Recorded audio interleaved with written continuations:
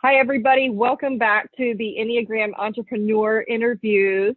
This is episode 19, week 19. I am here with Kay Rodriguez, who is joining me from Jacksonville, Florida.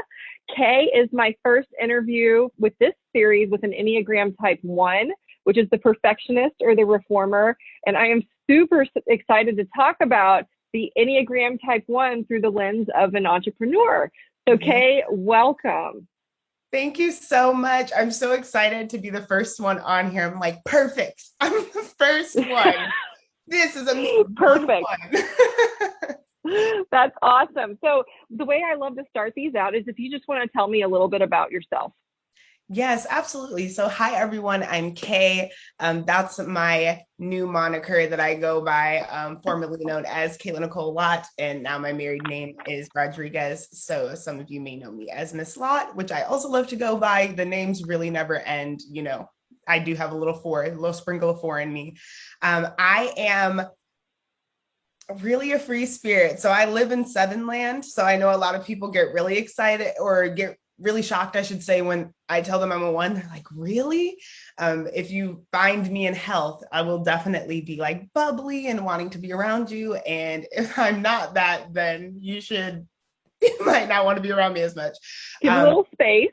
Right, exactly. All that said, a little bit about me. I have a history in graphic design and all the fun things surrounding that, from branding to doing merchandise to just really helping people get on their solopreneurship track. I really want to help people in their solopreneurship journey. That's a predominant thing that I do. And that's something that KDL is actually moving into doing, is just really helping people like have tips. How do you make this work? And really living in the ebbs and flows of what that looks like. Like maybe you do take it on full time and you'll have those ebbs and flows. And maybe you have it, you know, maybe you're a part-time solopreneur, you have a part-time side hustle, or maybe it's a venture that you want to build, just every aspect of that and just being there to encourage you along the way. I do like, you guys heard, I am in Jacksonville, Florida, which is nice and sunny right now, and it's getting really hot, which I'm not necessarily looking forward to, but just grateful to, you know, be in the Sunshine State, and all the fantastic, interesting things that come with that. Oh, and I have to mention this. I am a hurricane, so it is all about the U. Went to the 2015. Yes, ma'am. Have to bring that up. That's awesome.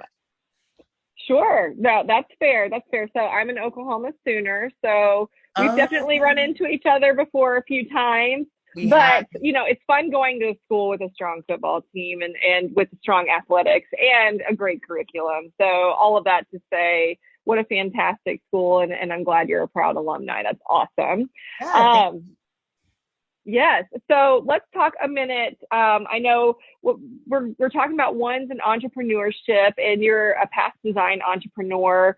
You also model a little bit on the side, and you recently became a full-time marketing professional. So you've got a lot of really cool plates spinning. I know you mentioned KDL and the fact that you're working with solopreneur, like you worked with solopreneur businesses. So thank you for sharing that.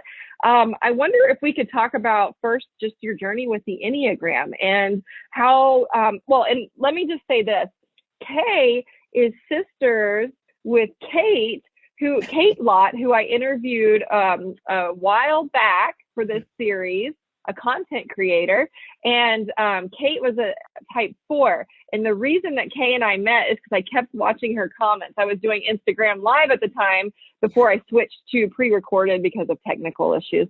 And so I really just loved what Kay had to say and how she was kind of poking at her sister while she was interviewing, which was hilarious because I'm the oldest and you got to do that to your baby sister.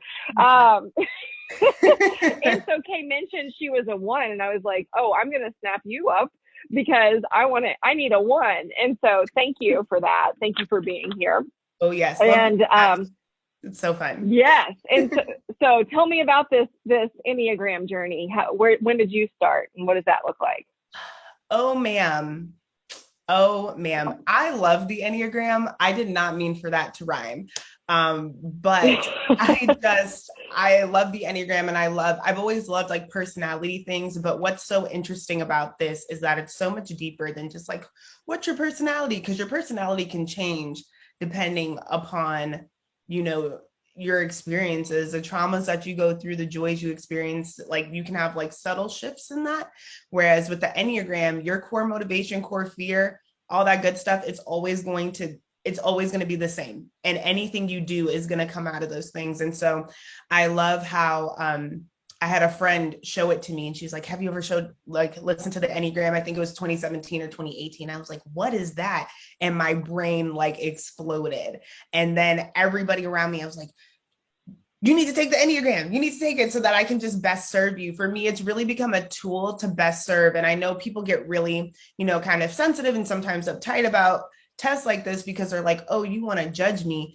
And for me, I'm like, no, I want to know the right way to interact with you and to serve you. And it's really helped in my relationships, like be compassionate, because sometimes, ones have a little trouble being compassionate. So you want a one to know your Enneagram so that they can be nice. I'm trying. Yeah, I've just had to learn a lot about how people maneuver through the world and how they experience things. And you mentioned my sister, and she's in the heart triad, so things go straight to her heart first. And for me, I'm like, right. Okay, logic, what are we doing? Like, what's the thing first? And then I get hit with my emotions because I get stressed out and go to 4. Right. So being able to like connect with her and like more, deeply see those connections. And just see, like, it just takes me a little bit longer to like get there. And I kind of want to solve the problem first, which I know, people don't always necessarily like, that's not always what they need. So yeah, I've had a great time like being obsessed with it these past like 4 years. That's awesome. So yeah, I mean, like you're like me, we share a sisterhood in the body center of intelligence. So we're very impulsive, and it's almost like when we feel the need for action, it's like, I've heard a direct quote, like motorcycles in our head, like we can't. So, you know what I mean? And it's very impulsive, and we're very action driven. And so I have a lot of course, I'm an 8. I have a lot of compassion for ones, because here's what I know to be true about ones.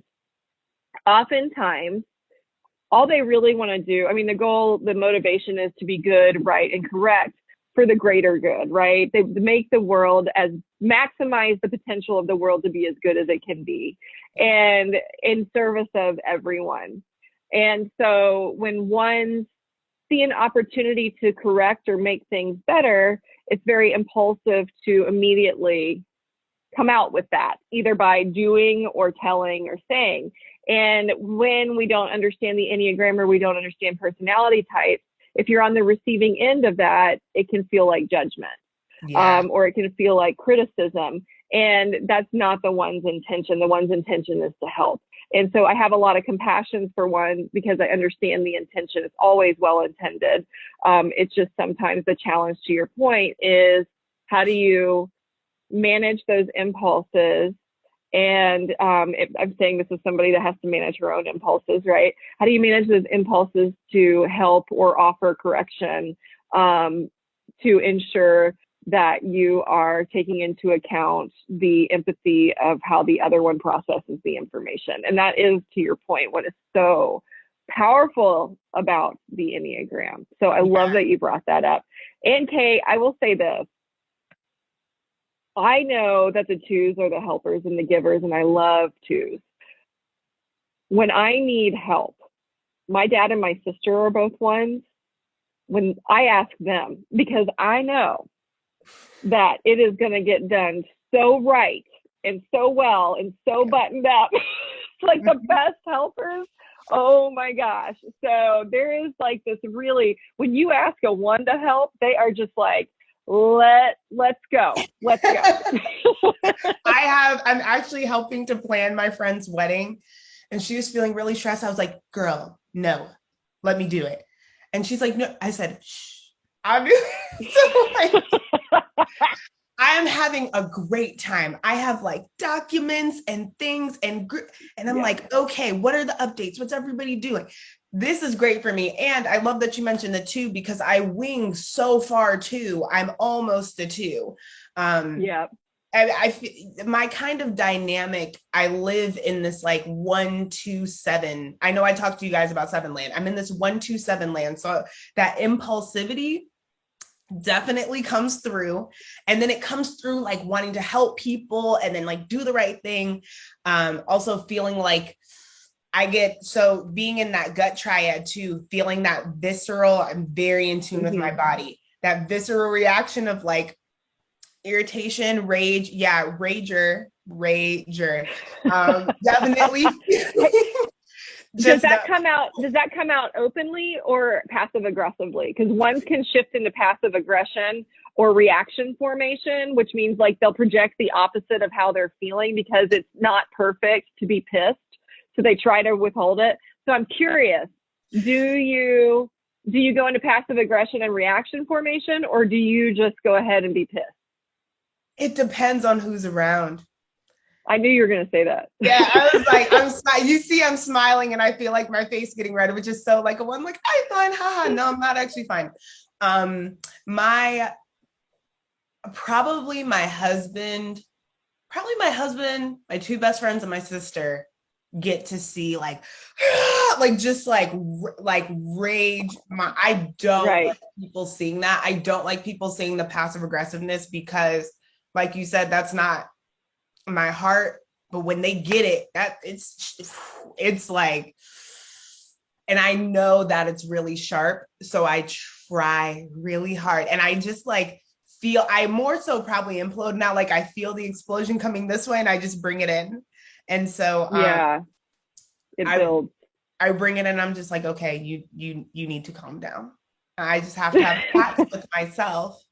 And my inner ranger is like, no. And I'm like, you need to calm down because nothing's done properly. So, that's always like that's always the kind of like the core. It's like literally rightness is how I do things. And then just also making sure like giving myself permission because it's like, I've had to tell myself, like, it's okay for you to be upset. It's okay for you to be mad and frustrated. Everyone else gets to feel frustrated. Why is it not right for you to feel frustrated? So having those conversations, but yeah, I really try not to do it, but I'm not a 3. So when I'm upset, I'm like, yes, that's so true. So, okay. So there's 2 things that I want to touch on here about that you've said. One is, no pun intended. The first is you're talking about your inner voice. And so ones have the loudest inner critic of all the types on the Enneagram. Can we talk a little bit about your inner critic and what she sounds like and how you've worked with her to get her to give you some peace? I have had to put my inner critic in a box. Like I'm like, go sit in the box. Like go. I think it was last year, probably like last year, I had to really have a come to Jesus or come to inner critic moment, if you will. Because I just felt like I was just getting like beat. Like I cannot explain what it feels like other than like literally getting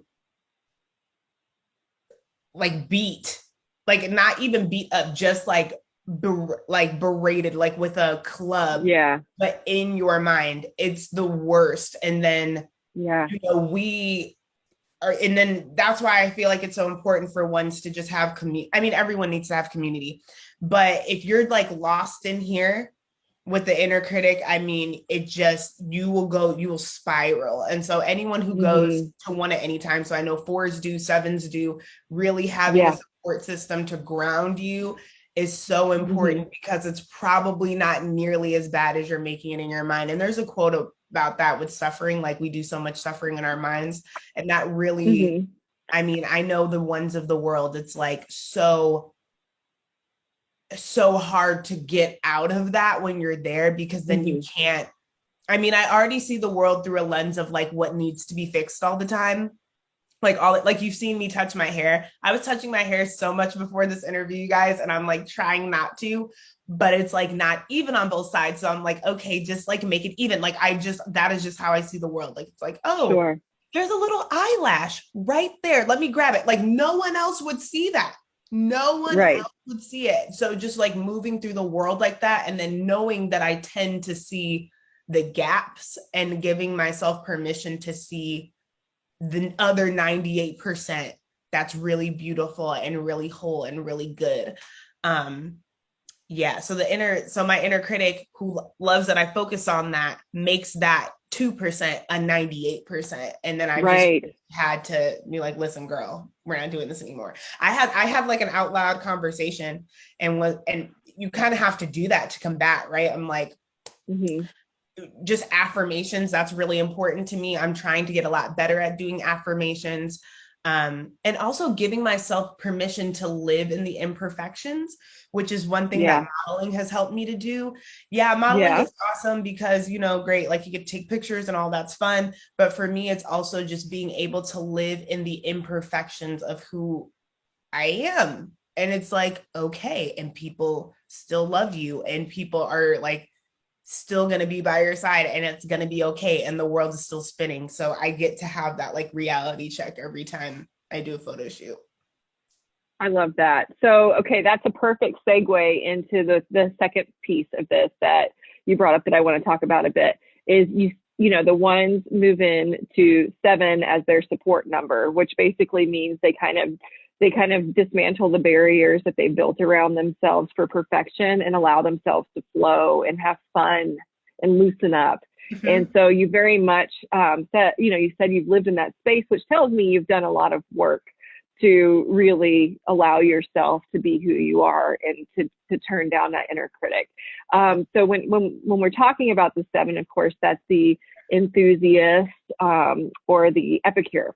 And the 7s, of course, are kind of known as the fun number, right? So fun. And So and so what does that look like for you? You've got some plates spinning. I know that you just started a new role, and so you're shifting. You've got modeling going on. You've had a prior history of entrepreneurship.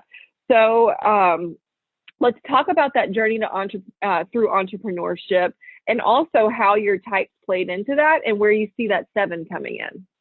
Oh yeah. Oh, I love to be free. It's so fun. 7s are just so free. And I'm like, yes, I just want to be free like a 7. Being a 1, you're the freedom is just different. It's just completely different being a 1.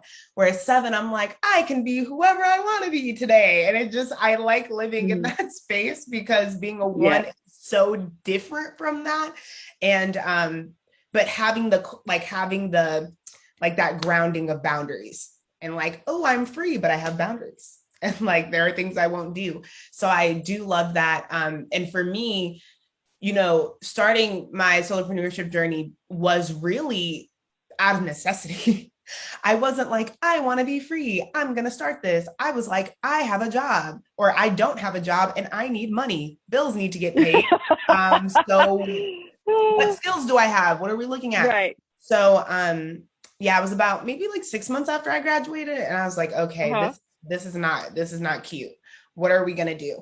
So, or what am I going to do? Me and my inner critic, what are we going to do? So I just started doing little projects. In my first project, I was on Facebook, and I was in like a University of Miami group, and someone needed an infographic for class. And that was my first thing. And it kind of just never stopped from there.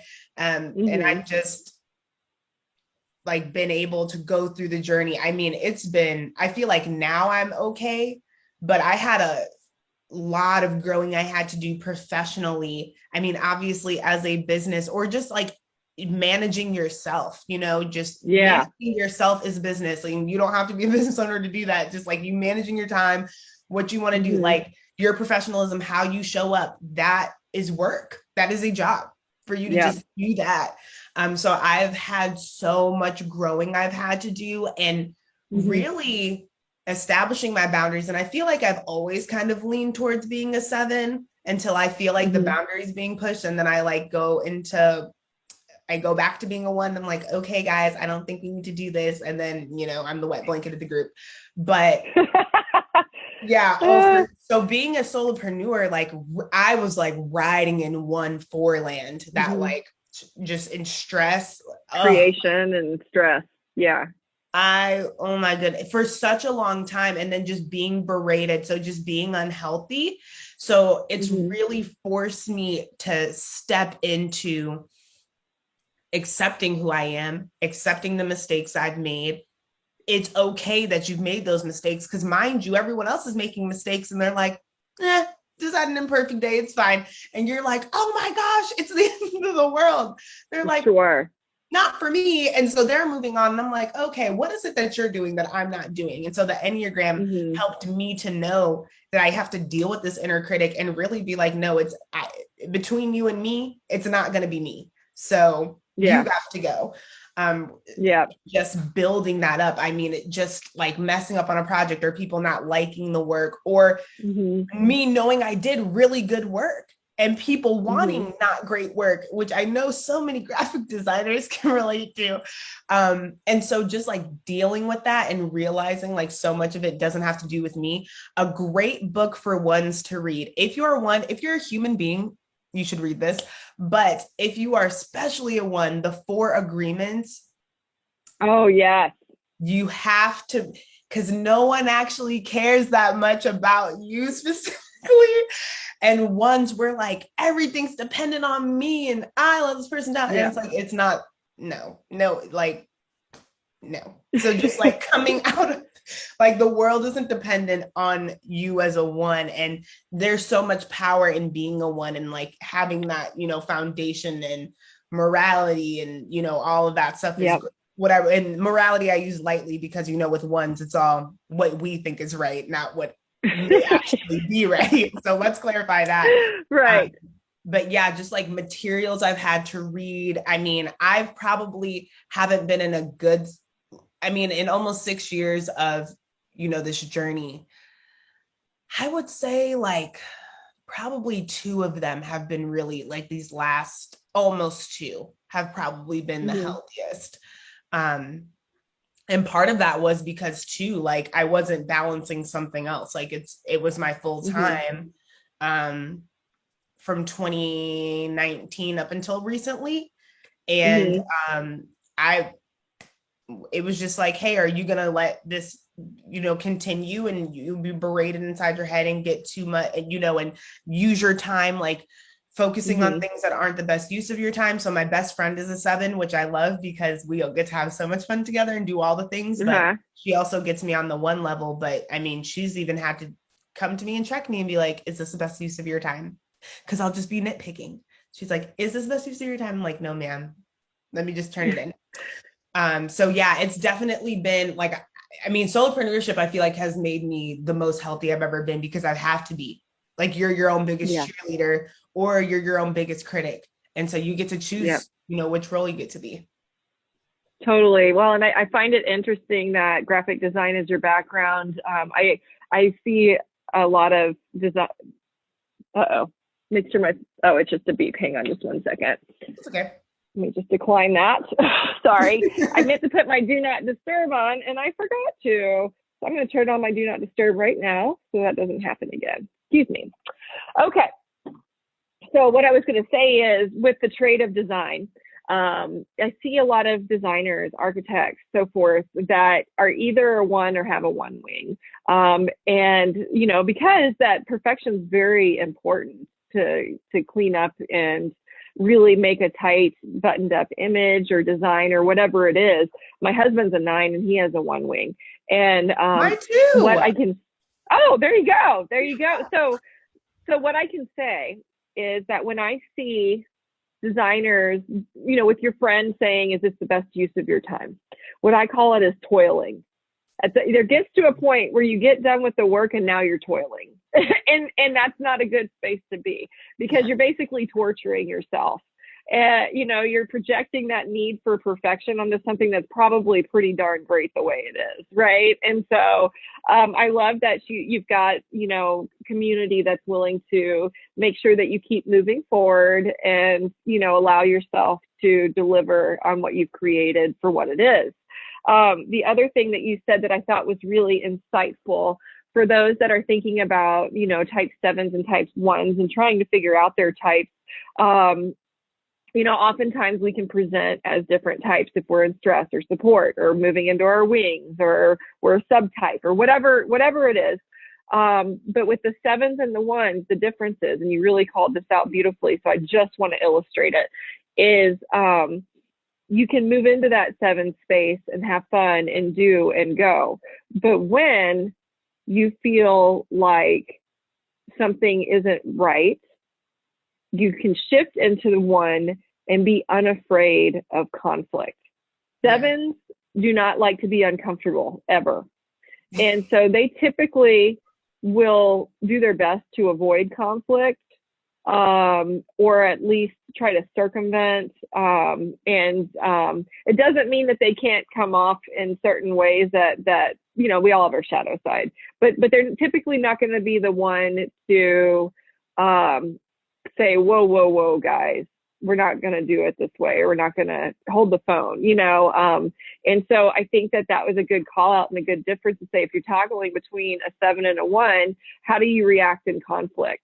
Do you act on it and honor, you know, your boundaries or honor your need to address it? Or do you try to circumvent it? That's a great indicator as to which type you might actually lean into more. That's really good.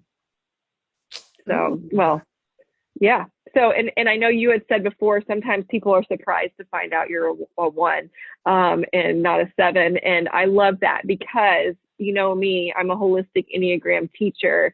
I'm not an advocate of tests or typing people, because typically, if you're not familiar with the Enneagram, people are addressing you based on behavior and not motivation. And that motivation is not something you can extract openly from another person or necessarily by a test, which are 50 to 80% accurate. So tests can be a good starting point. You've been doing this for 4 years. Your whole family knows their types. I mean, you've done the work. And I told my 5 I interviewed on Monday, I typically don't question 5s and I don't question 1s when they've discovered their type, because they're going to make sure it's right. Yes. Like accuracy. So. I love, another one of my really good friends is a 5. And I just feel like, man, I never have like I know that you know, and you know that I know that you know. And I like that. I like that. I don't have to be like, is this accurate? Are you sure about that? 5s are so awesome. They don't have the energy. They're like, listen, I have the energy for this, for you to know that I'm competent and know what I'm talking about. So I really appreciate the 5. Yeah. My little logic triad friends. Yes.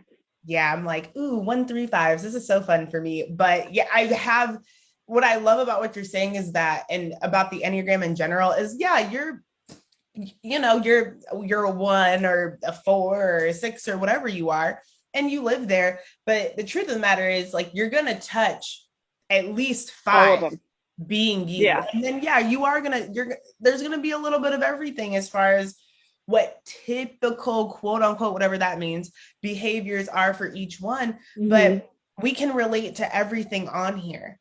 And that's something that you can't do with personality tests. Like, you can't do that with the Myers-Briggs. Like, if you're an extrovert, right, and an introvert, I can't, I get my energy from being out, with other people, or I get my energy from being alone. So just knowing that the Enneagram, it's shaped like a circle because it is a circle.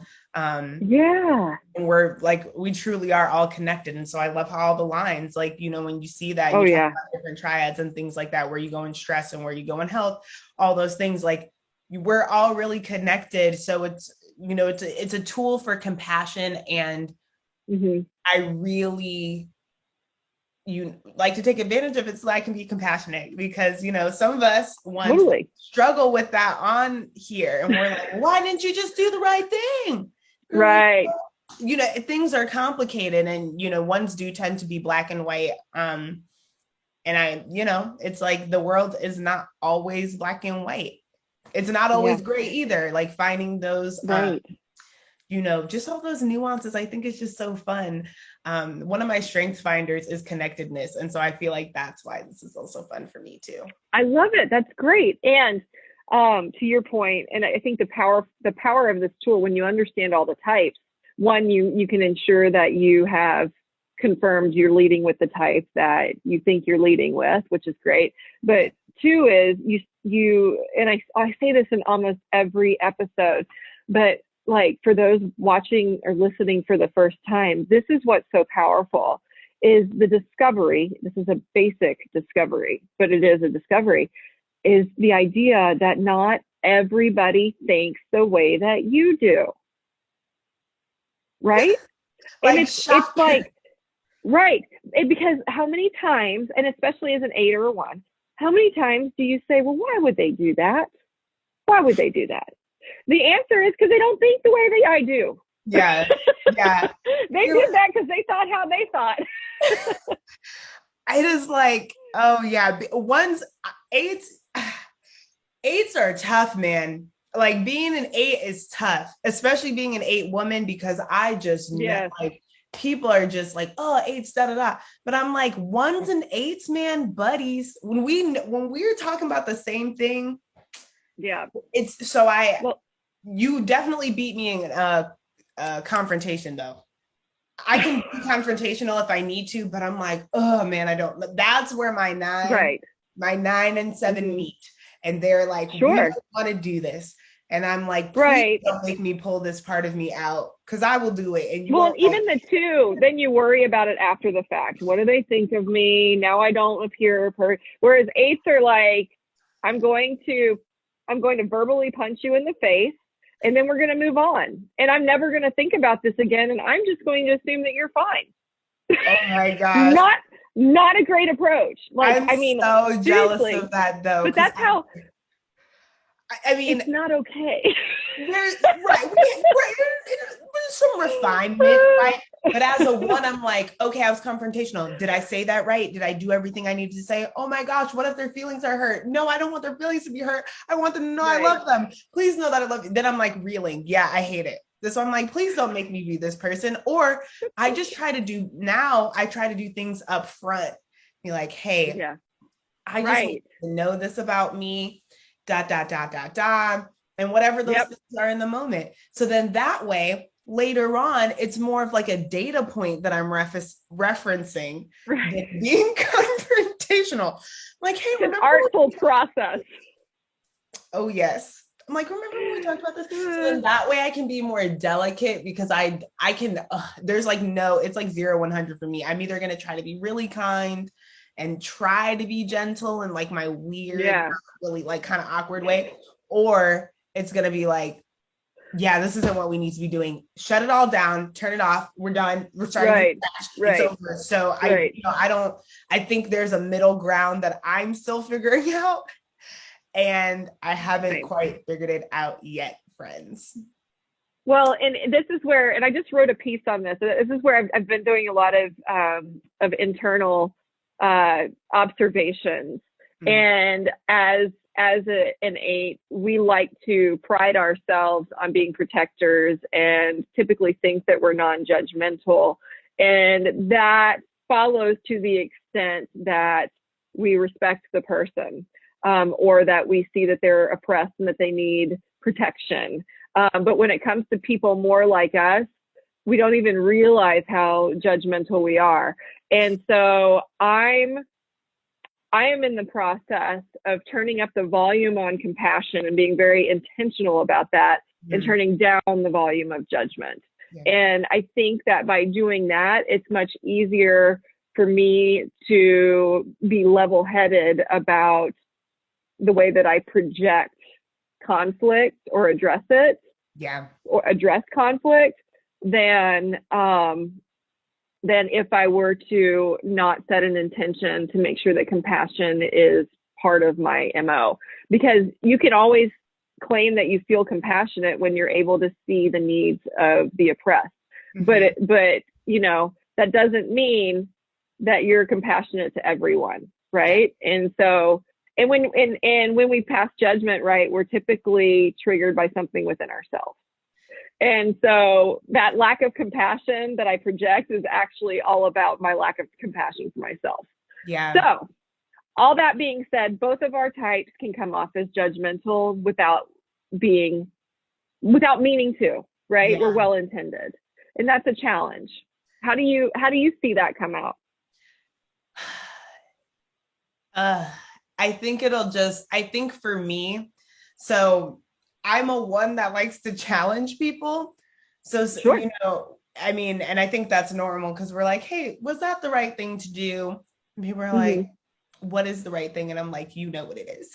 So I know like people have said that they're like, I feel like you're being judgmental because I like won't say anything. And I just like, so like, and that's like my non-confrontational and like wanting people to know that I love them, but not necessarily agreeing. So I'm just like, mm-hmm. Yeah. And, or I'll just listen, or I'll be like, oh, okay, cool. And I want to give people space, but I think sometimes they know that I'm like, I don't feel like that was the right thing to do, but it's such a difficult balance because it's not always my place. Especially, and for me, I'm really particular with like who I'm going to tell what to. Right. And especially in that way, because I don't want you to feel judged, because it's not really judgment. It's me knowing that you can do better. And maybe you don't believe it, but I believe it. And so it comes off as you're judging me. And I'm like, no, I'm not judging you. The way you're receiving this, maybe that I'm judging you, and I'll work on saying it better so you don't feel that way. But what I actually am saying is that you can do better. That I know for a fact. And so I'm trying to be better at saying, I don't want you to feel judged when I say this, but I know that you can do better. And I want you to feel empowered. And I'm here for you to like, you know, do better. And if you're in the space right now, that's okay. And know that I'm probably going to be uncomfortable while you're in this space, but I'll still be here. So I'm really trying to get better at like that, and communicating that and being like, man, I want you to know, like, I love you so much that I don't want you to stay here. But if this is where you are right now, that's fine. But if you're getting weird vibes from me, it's just because I don't want you to stay here. But I know that you can I relate to that so much because like I pride myself in being able to put my energy behind someone to help them realize their vision. That's part of my work. Like I can hold the vision for them until they arrive into it. If I work with them and help them discover like, what is the vision you see for yourself? Let's work on that. And then I kind of hold space, say, okay, I'm here putting energy into this as you move forward with the process.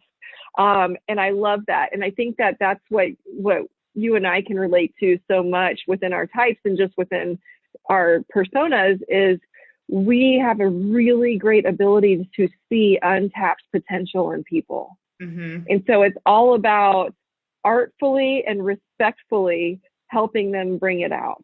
Yeah. And this is the biggest part because we can't throw power around. The biggest part is having them be willing, because if they're not willing, we got to stop pushing. It's not our place, right? Yeah. And that is hard for both of us because we're impulsive doers, right?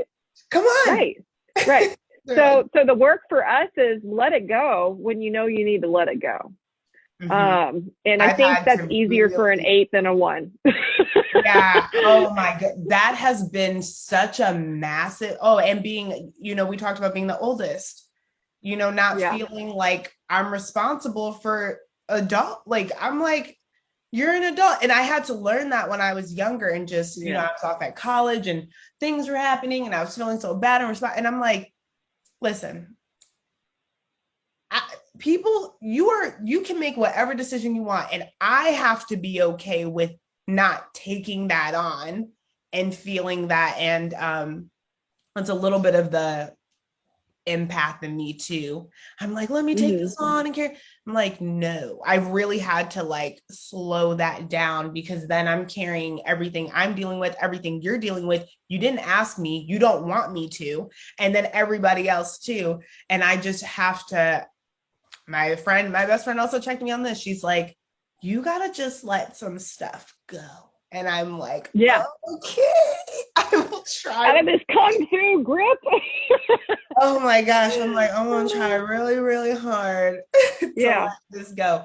But it's been so free. I mean, this is also why I can now live in Seven Land, because now I'm like, okay. And now I'm like free and not taking on people's stuff and being like, you need to do this. So now you're feeling like I'm judgmental and overstepping. And also another way that I combat that judgmental, like little thing that I deal with, is getting more information. Because that impulsivity just coming like, this is what should happen. And I'm like, assumptions are very dangerous. This is why I had to read the 4 agreements. So I'm just trying to get more information. And it's hard too, just because you're dealing with other people energy, and you're like, hey, that's the one thing that's difficult about being a 1, when people want you to take their side and you're like, no, I'm trying to take the right side, and you may not be on the right side. Yeah, that's another thing. Yeah, man. I want to be loyal, but I'm like loyal to what is right and what is best for you, not necessarily just loyal to you. Which is where I struggle with 6s, because I'm like, you're loyal to something that wasn't right. Like, this is not right. And I'm like, why are you loyal to that? And I don't think everyone does that. Every 6 necessarily does. But yeah, I love the beauty of like that, like loyalty. And I'm like, but is this okay? If it's not okay, I'm like, no. Yeah. Well, it's so funny you mentioned 6s, because I've definitely seen several people toggle between whether or not they're a 6 or a 1. I see that as well. So that's a very interesting differentiation in terms of loyalty of a 1 versus a loyalty of a 6, and another great test to kind of determine, does your loyalty lie in the specific issue at hand and whether it's right or wrong, or does it lie with the individual because you feel loyal to them? So that's a very interesting deciphering piece as well. That's great insight. And the other thing I wanted to talk about before we wrap this up, and we had kind of mentioned this at the beginning or before we went live, is the difference between a 1 and a 3. So, you said your father's a 3, right? And I will tell you, as an 8, when I was deciding between the 8, the 1, and the 3. It was hard for me to figure it out. And so what I knew for sure was that I didn't particularly care, at least on the surface, what people thought of me. And so that kind of helped me rule out the 3. And then if you've seen the state of affairs my house is in, you could say that I'm not a 1 as well. So among other things. And I'm more of a Robin Hood justice lady than an actual way of legal interpretation. Yeah. And so for 1s and 8s, there can be a difference there as well, right? Although one thing I like about 1s and 8s is that we're both happy to make the rules, and we're both fine with breaking rules that we don't agree with. Even if we made them. If I think it's stupid, I'm like, oh, this is dumb. I'm not doing that. Yeah, it's so, people are like, you're a wet blanket until you don't like it. And then I'm like the most stubborn. I'm like, why would I do? Why would I do this? Yeah. So why? That's perfect example. Okay, so but let's talk the 1 and the 3 for a minute. So tell me about how you knew that you weren't a 3. You can use it in the context you shared earlier with you and your dad. Yeah, well, I will actually touch on that. I think for me, what really deciphered it was that inner critic. Like, I knew as soon as I learned about the inner critic, I was like, oh yeah, that's me. I will sit and just toil and reel and go down over a mistake forever. It happens to me all the time.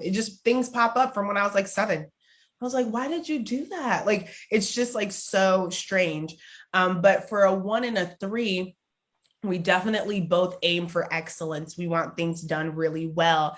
And then we want to try to get it done. I really struggle in the timeliness, and that goes to my perfection. That's another way I knew, because my dad was more like, hey, let's get it done. Just get it done. This is fine. Yeah. And I'm like, big doer. This is not fine. Look at these things and here. Like, so yeah, just me starting to get into nitpick, which is great because there's a detail orientedness to that, right? Yeah.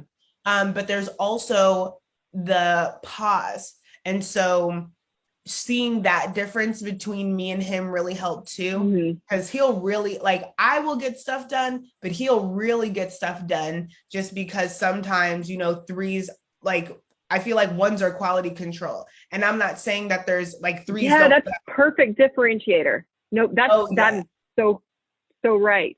I would love to go into people's anything and let you know if this is up to par. Like, I just am like, this could be better. We could do this better.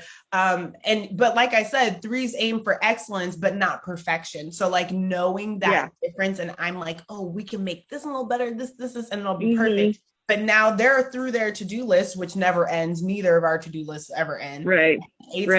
That maybe too.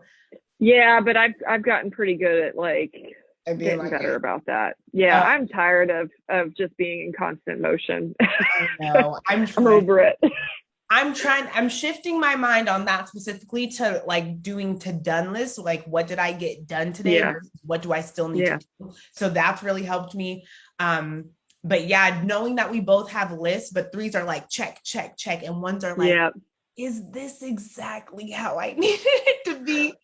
Did I spend, for me, I mean, did I spend the perfect amount of time with God today? So just even like those little things. And that's kind of what for me, I knew was a differentiator. I was like, yeah, we're really similar. And also not being necessarily marked by achievement. I used to. And then at a certain point, I was like, achievement's cool, money is cool, but at the end of the day, can I go to sleep at night? That's right. I'm not saying 3s can't go to sleep. I don't know, but I know I can. So that's great, because it is a season for almost all of us in a society like this, right? To have that desire for achievement. And again, that's why I go back to, we have a little bit of all the types in us, but for a 3, it's a dominant motivation. That achievement need is, and success, and, you know, being financially affluent is often a common trait. This great insight. Yeah. The other thing that I've heard before is, if you build a bookshelf with a 1 and a 3, the 3's bookshelf and the 1 bookshelf might have 1 screw missing in the back. The 3's not going to care, and the 1's going to fix it. Yeah. And that's part of the difference, right? So anyway, that's great. All right. So as a 1 being very busy, you have a lot of plates spinning right now. You're in the process of transitioning into this new role at work, with, you know, you're becoming a marketing professional and actually shifting out of solopreneurship and into full-time employer, right? Yeah. So there's that season of life. And then you also have this really unique opportunity with modeling. So I'd just love for you to share anything specific about what you're up to that's kind of special and cool that, you know, you'd like to share. Yeah. So I started this account because for years, well, growing up, I was a thespian. I just love theater. I love the arts. I love taking pictures. Like, all that stuff is just so fun for me. So I get to be a 7 and a 4 at the same time when I do that stuff. And I've just been taking pictures of friends for the past like 4 years, maybe, something like that. And I was kind of like, I have all this footage. Like, I've taken pictures for some local businesses and things like that, and I just have it all. And it has no place to live, because Keiko doesn't really feel like the place. That's the account that, you know, that's my main account. But it just doesn't feel like that needs to live here. And I made 2020 a year about really listening. Like, what are people telling me I'm good at? What are people telling me that I should, you know, be investing my time in, other than, you know, KDL? And modeling came up a lot. It came up a lot. I didn't say anything about it. Like, I did do some photo shoots last year just because I was like, oh, I need an artistic outlet. Yeah. And I want to shoot. That's not, in front of a Yeah. computer. I want to do something different. And with people, like just random people coming up to me and being like, wow, you should be a model. You should do this, which I did used to get a lot. But I just wasn't like confident enough in wanting to be the perfect model and be the exact size and editorial. And I had a model friend tell me this year, she was like, no, ma'am, we're not doing that. The industry is always changing. Just go for it and see how it goes. And Oh, nice. when you put intention behind things, like, man, Mm-hmm. just like like, I haven't even Power. really like seriously done anything, but just the doors that have opened, and just getting to do this like wonderful artistic project, a video project that I did at the beginning of the year or for Easter for a local church here, getting to do more photo shoots, getting to do music videos within this year. It's just, I'm so grateful for it. And I'm hoping Awesome. to have more opportunities there. I mean, I love what I've done up to this point and what I'm doing. And I want to step into just like that side of the arts world and like really being able to do that Sure. more often. So that's why Official Kayla Nicole, which is the name of the account, lives right now, and just getting to like tell that journey. And yeah, they're just, we're all like so multifaceted. I feel like we have so many different sides to us, and all of mine live on Instagram. So that's one of Well, that's cool. So that's a perfect segue into the last question, which is, and you've already mentioned that, but where can people go to find you? Yes, if you guys want to find me, Official Kayla Nicole is my modeling account. Please go find me there. KDL Creative Co. may be slowing down a little bit, but there are things there that you guys can look at either on that account or website. You guys can just like look at resources. I'm really moving towards just really supporting solopreneurs and just giving you guys the encouragement that you need to keep going. Just keep going. Just do one thing at a time, even if it's a small baby step. And even if you have to take a break in your journey, or if you want to take a break in your journey, which I just took a long break, feel free to give yourself space to do that. Like, give yourself the freedom to do that. Follow sevens in that way, and just kind of like let the whatever season you're in, just feel like you need to follow that. And if as long as you're putting intention behind things, like, things are going to grow. So Perfect. Thank you. Thank you for your time today. Congratulations on your new job, and congratulations on your modeling endeavor and how that is already going. That's awesome. And it's been my absolute pleasure to chat with you today. thank you so much. I appreciate this so much. I'm so glad to be here. This was such an honor, even when you asked me. I love talking about the Enneagram, but I feel like I never get to do it. So it's just so great to be able to like have all these chats, like just about something that I Thank love so you. much and I get to do for fun. You're going to help a lot of people from the perspective of a one with this. So thank you. Thank you, Kay. Thank you.